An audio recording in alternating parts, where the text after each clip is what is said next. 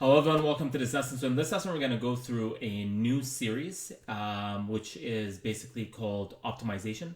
In this lesson, we're going to go through an introduction of optimization. Then in the next lesson, we're going to go into analytical solutions of optimizations before we go into the actual main lessons, which are numerical methods to find optimums of a function. And we're going to go through golden section search technique and also the Newton-Raphson technique that you've actually been introduced in roots of equations. So, what are optimums, or what is optimization? Well, optimization simply is finding a minimum or a maximum of a function, and whether a minimum or a maximum is the optimum depends on context. If you're dealing with a function that is dealing with error, for instance, reducing the error to a bare minimum is of course the optimum. Now, if you're dealing with a function that it calculates a profit, dealing with the maximum profit for a certain set of variables would be your optimum solution. So whether a minimum or a maximum is optimum depends on what is the function calculating. For example, error or a profit. Now let's look at here 1D optimization. So this lesson we're going to introduce 1D optimization, also 2D optimization. So 1D optimization is basically when you're dealing with a function that is dependent on only one independent variable. So basically a lot of the functions we've dealt with up to this point. Now if you look here, we have a minimum at 3.33 and also a maximum at 0.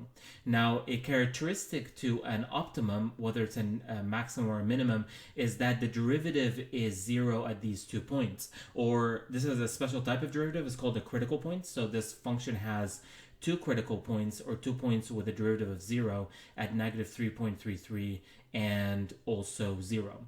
Now this finding critical points of a function finds the 2 points or the series of points that have a derivative equal to 0, but they also lack the ability to identify which one is a maximum and which one is a minimum, because all of them, the derivative is the same. Now, this is where the second derivative test comes into play. So, despite the fact that the first derivative is equal in terms of minimums and maximums, the second derivative is not. So, the second derivative is the rate of change of the first derivative. So, let's actually see how the first derivative is changing around this point and how the first derivative is changing around this point. So if you see here, the first derivative is negative slope, less negative, less negative, less negative. It reaches 0, then it becomes positive, more positive, and more positive. So we have here decreasing negative until we hit 0, then increasing positives. So basically a second derivative for a minimum, if we get the second derivative, we're going to find that it's going to be a positive value. So let's actually look at a maximum. A maximum here, it's positive, less positive, less positive, less positive. He hits a derivative of 0, then negative, more negative, more negative, and more negative. So you're going to find that if you got the second derivative, or the rate of change of the first derivative at a maximum, is going to be negative. So we're going to see this more quantitatively in the next lesson, but you can see that optimization when it comes to 1D has 2 steps. It's basically finding the critical points, or the points where the derivative equals to 0.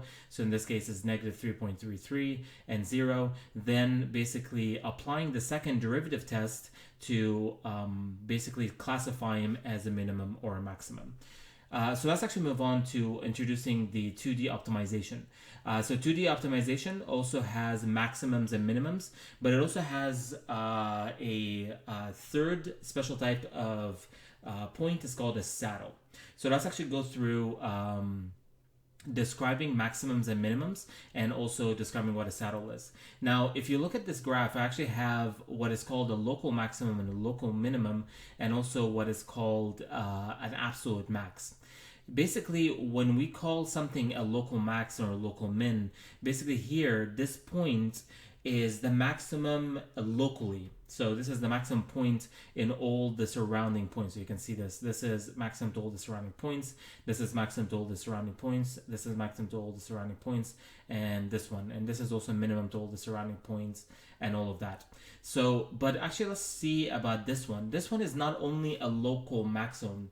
That means it's maximum to everything around it, but it's also maximum to everything else in the function. So this is the maximum point in the entire function. So all maximums and all minimums in a 2D function are local maximums and minimums because, of course, they are the maximum in the surrounding points. But also some of them are also absolute maxes or absolute minimums, the highest point in a function or the lowest point in a function. Now, there's another point here that is a special type of point, is this point that you see here. It's kind of inside this valley. But if we see this point relative to the points on the side here, this is the minimum compared to all these points. This is also the minimum compared to the left edge here. So here it acts like a minimum.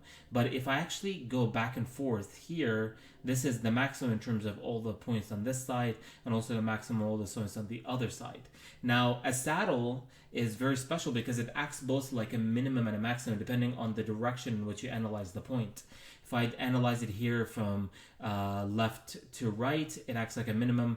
Front and back, it acts like a maximum. So this is what we would call a saddle, and it gets the name from a horse's saddle. Now, in the bottom here, you can see that this is actually a function that we're going to be dealing with in getting the analytical solution for.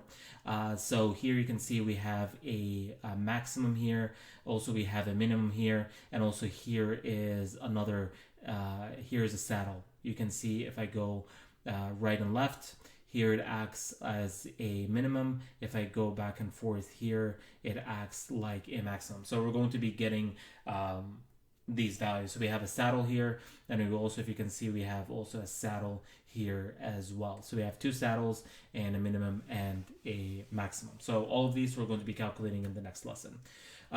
So let's actually recap a little bit briefly what we have learned in this lesson. We have introduced optimization, which is basically getting a minimum or a maximum of a function. When it comes to 1D optimization, we will go through finding where the first derivative is equal to 0. In this case, here is negative 3.33 and 0. Then to classify it in a minimum and a maximum, we would apply the second derivative test.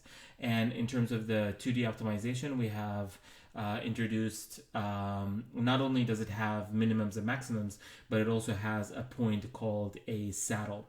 We also have introduced the difference between a local minimum and maximum, and also an absolute maximum and an absolute minimum. And also this concept of local and absolute also applies to 1D optimization as well. Now, I have not talked a little bit, I have not talked at all actually about analytical solutions for 2D optimization as I did for 1D optimization, because for this one is a little bit more involved. So we're going to focus solely on analytical solutions in the next lesson. So that's it for this lesson. And in the next lesson, again, we're going to go through the analytical solutions before we go into numerical methods. Thank you very much, and I'll see you in the next lecture.